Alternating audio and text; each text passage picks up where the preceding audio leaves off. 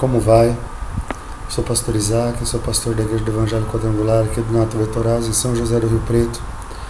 E hoje eu vim aqui para partilhar com você uma palavra que Deus tem tocado muito no meu coração, uma palavra que Deus tem trazido ao nosso espírito nesses dias. Mas antes de tudo, eu queria que você fechasse os seus olhos e nós fizéssemos uma oração e uma declaração ao Senhor Jesus. Por favor, feche os seus olhos. Espírito Santo de Deus, nós honramos o nome de Jesus nesse lugar, Pai. Deus, declaramos o seu senhorio sobre essa nação. Declaramos, Deus, que o Senhor é Deus sobre todas as coisas, Pai. Acima de tudo, declaramos, Deus, que o Senhor é digno de receber toda a honra, toda a glória e todo o louvor. Declaramos que essa cidade que nós estamos aqui, que esse estado que nós estamos, que essa nação que nós estamos, é do Senhor Jesus, por direito de redenção e por direito de criação, em nome de Jesus. Amém e amém, Jesus. Graças a Deus. Querido, a palavra que eu quero partilhar com você está um versículo muito conhecido, está lá em 2 Crônicas, capítulo 7, versículo 14. E ele fala, se o povo que se chama pelo meu nome se humilhar, orar e buscar a minha face e se converter dos seus maus caminhos, eu ouvirei dos céus, perdoarei os seus pecados e sararei a sua terra. Desde então os meus ouvidos estarão abertos à oração que se fizer nessa casa. Esse texto é um texto muito conhecido e eu quero falar através dele sobre os 4 passos para o avivamento. Nós temos ouvido tanto sobre avivamento, mas existem 4 passos principais para o avivamento. O primeiro deles é arrependimento pessoal. É impossível ter avivamento se não tivermos arrependimento pessoal. Nós precisamos nos arrepender dos pecados, das dificuldades, nós precisamos nos arrepender de cada erro que nós cometemos. Precisamos estar com os joelhos dobrados, mais do que nunca nessa época. Nós precisamos estar com os joelhos dobrados, caídos diante de Deus, prostrados, clamando por misericórdia, pela graça de Deus. A grande dificuldade é que nós temos muito problema em nos arrepender, porque o arrependimento gera dor, o arrependimento gera tristeza, o arrependimento mata alguma coisa em nós. Toda vez que você entra na presença de Deus em arrependimento, algo dentro de você morre, e nós precisamos abrir o nosso coração e deixar Deus matar o que precisar matar dentro de nós para entrarmos. Lembro de quando os sacerdotes iam entrar no Santo dos Santos. Antes eles se despediam de suas famílias, eles abraçavam suas esposas, beijavam seus filhos e diziam: olha, eu não sei se eu volto, eu fiz tudo certo, mas a glória de Deus é tão terrível que eu não sei se eu vou sair de lá vivo, alguma coisa em mim vai morrer lá dentro. E quando eles entravam ali, eles tinham a certeza de que eles estavam entrando, e eles olhavam para os sacerdotes e diziam: olha, eu fiz tudo o que eu podia fazer, mas eu não tenho certeza se eu volto, porque eu vou me confrontar com a glória de Deus e alguma coisa em mim vai morrer, vai ficar por lá. O arrependimento é exatamente isso. O arrependimento é quando nós nos confrontamos com a glória de Deus e nós somos, algo dentro de nós tem que morrer cada vez que nos confrontamos com a glória de Deus. Se é o pecado que nos atormenta, ele tem que morrer quando nós nos encontramos com a glória de Deus. Se é o orgulho, ele tem que morrer quando nos confrontamos com a glória de Deus. E para nos confrontarmos com a glória de Deus, é necessário arrependimento pessoal. O segundo passo para o arrependimento, para o avivamento nas nossas igrejas, na nossa cidade, é um arrependimento coletivo. A igreja tem que se mobilizar para o arrependimento. A igreja tem que se mobilizar com relação a isso. Pastores, parem de pregar um evangelho da prosperidade, parem de pregar um evangelho com meias palavras, parem de fazer cultos para o entretenimento de pessoas. É hora de nós buscarmos a face do nosso Criador com lágrimas, chorando, buscando. A igreja não pode ser um lugar onde as pessoas vão simplesmente como um clube. A igreja não pode ser um lugar onde as pessoas vão para receber uma bênção. A igreja não pode ser um lugar onde as pessoas vão buscando uma melhoria para a sua vida. A igreja tem que ser um lugar de morte. A igreja tem que ser um lugar onde tem que ser pregado a morte na cruz do Calvário. Senhor Jesus Cristo, que o Senhor possa tocar no coração de cada pastor que estiver ouvindo essa palavra e que ele possa fazer um culto a partir de hoje para matar a carne. Nós temos que ter um arrependimento coletivo. Enquanto as nossas igrejas não entrarem dentro do templo, não dobrarem os joelhos e não chorarem pelos seus pecados, nós não vamos conseguir chegar a lugar nenhum. Nós não vamos conseguir atingir aquilo que Deus quer. Se o povo que se chama pelo meu nome se humilhar, é preciso humilhação, é preciso mais do que simplesmente buscar uma bênção. Deus está procurando uma geração que esteja disposto a dar o máximo de si no arrependimento, para ter o máximo de Deus na sua santidade. Nós precisamos abrir mão dos cultos de entretenimento, precisamos abrir mão dos cultos de comodismo, precisamos abrir mão das 7 preces poderosas para a libertação, precisamos abrir mão da campanha do Vale do Sal, precisamos abrir mão das 9 correntes do milagre, e a igreja precisa começar a pregar sobre as 7 semanas do arrependimento, sobre os 9 passos para o avivamento. A igreja precisa começar a pregar a verdade de Jesus Cristo, mesmo que essa verdade doa, mesmo que essa verdade machuque, a igreja precisa pregar isso em nome de Jesus Cristo. Terceiro, se o meu povo que se chama pelo meu nome se humilhar, orar e buscar a minha face. Quantas de nós a gente tem vindo na igreja, tem visto pessoas virem na igreja procurando unicamente as mãos do Senhor, procurando unicamente os benefícios que Ele tem dado, procurando unicamente aquilo que Ele pode fazer por nós. Meu irmão, uma noiva que só busca o benefício do seu marido, uma noiva que só está com seu marido porque pode ganhar algo e pensando em ganhar algo, não é uma noiva, é uma prostituta.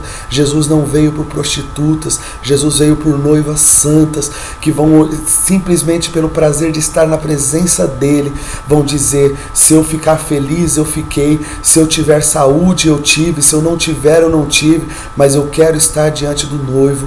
Se eu estiver com Jesus Cristo, não importa se eu tenha saúde, se eu tenha alegria, se eu tenha paz, se eu tenha prosperidade, a única coisa que eu quero é estar diante do noivo. Jesus está procurando uma geração que diz: Senhor Jesus, se o Senhor me der saúde, amém. Se o Senhor não me der, não me deu. Se eu tiver que morrer, eu morri, mas eu quero me lançar no colo do noivo e estar no colo do noivo. Jesus está chamando uma geração que está disposta a abrir mão de todas as coisas para estar com o noivo. Para de buscar as mãos do Senhor. Você não é uma prostituta cultural, você é filho, você é noiva do Senhor Jesus. Ele está te chamando para um relacionamento íntimo com Ele. Se você não tiver esse relacionamento íntimo com Ele, nada vai acontecer. Nós temos orado dizendo: Senhor, derrama a Tua glória, derrama a Tua Shekinah, Senhor, move um impossível sobre nós. Ele não pode fazer enquanto o povo que chama pelo nome dEle não se aproximar dEle, não pelos benefícios, mas por aquilo que Ele é. Nós temos visto igrejas lotadas de pessoas procurando revelação, igrejas lotadas de pessoas procurando uma unção de prosperidade, igrejas lotadas de pessoas que estão procurando que a palma da mão delas se encha de ouro, de pó de ouro, pessoas que estão procurando que os seus dentes se tornem ouro, pessoas que estão procurando saírem dali e conseguirem uma casa zero, um carro zero. Meu irmão, Jesus, Ele está clamando, o coração dele está gemendo, dizendo: para de buscar o que eu quero te dar. Eu não morri por uma prostituta, eu morri por uma noiva, e essa noiva me quer independente do que eu der para ela. Se eu der alguma coisa para ela, ela vai ficar feliz, mas se eu não der, ela está feliz porque está na minha presença. Enquanto nós não buscarmos isso, nós não vamos ser tratados como noiva. Enquanto nós não buscarmos o melhor de Deus, nós não vamos ser tratados como noiva. Acorda, igreja do Senhor, comece a buscar pelo coração do noivo, comece a buscar pela presença do noivo, lute pelo pão da presença, clame, chore, gema, fale para Ele: Senhor, se todos os meus sonhos forem frustrados, contanto que eu ainda veja a sua face, não me importo com mais nada. É isso que nós precisamos. E o quarto e último estágio para o avivamento acontecer na tua igreja, na tua cidade, é haver uma identificação com o pecado. Lembra que nesse trecho que nós lemos aqui, Deus não estava falando simplesmente com pessoas que não eram cristãs, não. Deus estava falando com cristãos, com pessoas que já tinham aberto mão do pecado para viver a cultura da graça, com pessoas que já tinham aberto mão dos seus desejos para viver a cultura do reino. E agora Deus disse: o meu povo que se chama pelo meu nome, ou seja, aqueles que estão comigo, aqueles que fazem parte da minha vida, se eles clamarem, eu vou ouvir. Se eles se arrependerem dos maus caminhos. Mas espera aí, se eu estou com Jesus, eu não tenho mais que me arrepender dos meus maus caminhos. Mas aí é que entra a identificação com o pecado. Enquanto os joelhos cheios de calo, enquanto mãos santas, enquanto vozes de adoradores não forem levantadas até o trono de Deus, enquanto nós não importunarmos o trono de Deus com clamor e com choro, nos arrependendo pelo homossexualismo, nos arrependemos pela prostituição, nos arrependendo pelos roubos, nos arrependendo pela corrupção, nos arrependendo pelos vícios de drogas, nos arrependendo pelos assassinatos, nos arrependendo pelos suicídios, nos arrependendo pela pedofilia, nos arrependendo pelos estupros, nos arrependendo pela falta de comunhão, nos arrependendo pela falta de amor, nos arrependendo pelo egoísmo, pelo orgulho, enquanto nós, independente de nós estarmos vivendo esses pecados ou não, enquanto nós não nos identificarmos com o pecado da nossa nação, da nossa cidade, do nosso bairro, nós temos que nos identificar com esse pecado e chorar, clamar, buscar a presença de Deus, e Ele virá. A história nos conta que há uns bons anos atrás na Argentina havia cerca de 10% apenas de cristãos, de evangélicos na Argentina. E muitos desses eram apenas nominais, não havia uma grande expressão. E certo professor de um seminário começou a pregar sobre isso, e os alunos começaram a orar e a chorar sobre o pecado da Argentina. Diz a história que um desses alunos encostou na parede e começou a orar e a chorar. Dentro de algumas horas, as lágrimas dele escorriam pela parede. Dentro de mais algumas horas, o chão começou a ficar molhado com essas lágrimas que escorriam.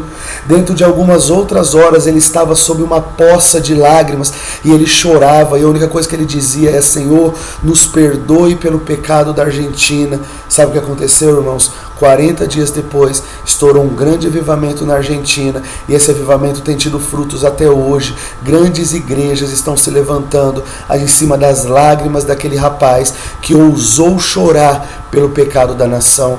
Ouça você, meu amigo, se você orar e chorar pelo pecado da nação, Deus vai mudar a história desse país, Deus vai transformar a história dessa nação, Deus vai mudar a história da tua cidade. A tua cidade não nasceu para viver do jeito que ela está, a sua cidade foi chamada para ser muito mais do que ela tem sido até hoje. Deus me deu uma palavra a respeito da geração de Geazi. Deus me deu essa palavra dizendo que Geazi é aquela geração que está acostumada a ver o pecado.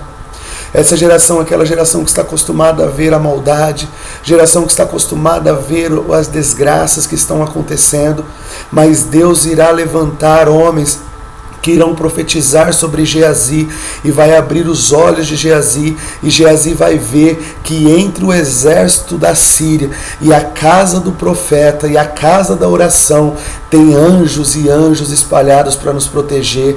Você é um Geazi do Senhor, e eu profetizo que os seus olhos sejam abertos para que você veja que entre o pecado, a abominação do mundo e a casa de Deus tem anjos do Senhor que estão lutando a nossa batalha, e nós seremos mais do que vencedores e faremos a diferença, porque esse é o coração do Pai. É isso que Deus precisa de cada um de nós. Fecha os seus olhos nesse momento, coloca a mão nos seus olhos agora. Eu quero orar e ministrar a unção que foi ministrada sobre Geazi, sobre a sua vida agora. Eu quero ministrar essa unção para você parar de ver as desgraças que estão acontecendo no Brasil e começar a ver a mão de Deus se movendo a favor do Brasil.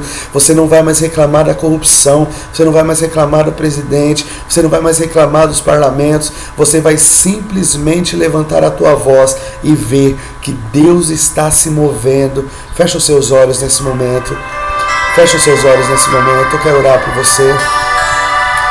Oh Espírito Santo de Deus, Tu és um Deus tão grande, tão maravilhoso, tão cheio de vida, tão cheio de poder.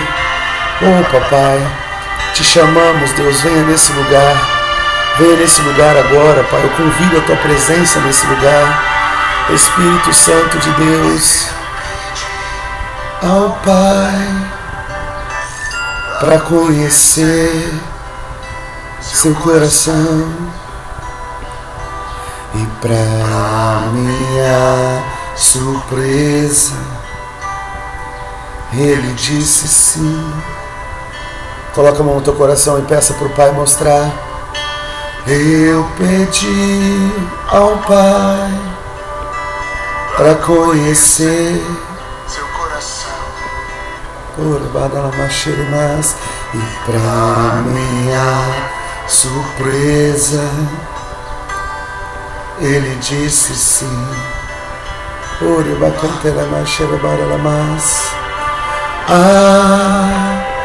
Eu pensei que eu fosse explodir. Senhor, toca nesse meu irmão agora. Eu pensei que não fosse aguentar. Senhor, toca nesse meu irmão que está ouvindo, assistindo esse vídeo agora, Deus. Pois tanto amor assim eu nunca vi. Oh Senhor, receba agora. Tanto amor assim eu nunca vi.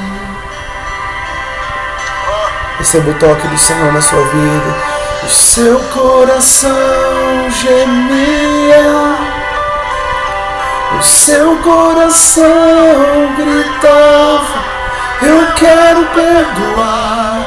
Ouça o coração de Jesus querendo perdoar. Meu irmão, Ele quer perdoar através da sua vida, Ele quer restaurar através da sua vida. Você não foi chamado simplesmente para viver um cristianismo mentiroso. Você foi chamado para viver o melhor de Deus. Eu profetizo que os seus olhos sejam abertos e que você veja o coração de Jesus. Abra a tua boca e comece a falar. Fale para as prostitutas, fale para os homossexuais, fale para os bêbados, fale para os mendigos, fale para os órfãos, fale para as viúvas. Fale agora em nome de Jesus Cristo. Seja cheio da graça e do poder do Senhor. Eu profetizo a unção que foi derramada sobre Geazi. Que seus olhos sejam abertos agora. Seja cheio do fluir do Senhor, cheio da graça do Senhor. Em nome de Jesus Cristo. Em nome de Jesus Cristo. E receba agora em nome de Jesus. Eu te abençoo com a unção de Geazi. Em nome de Jesus. Amém. Deus abençoe.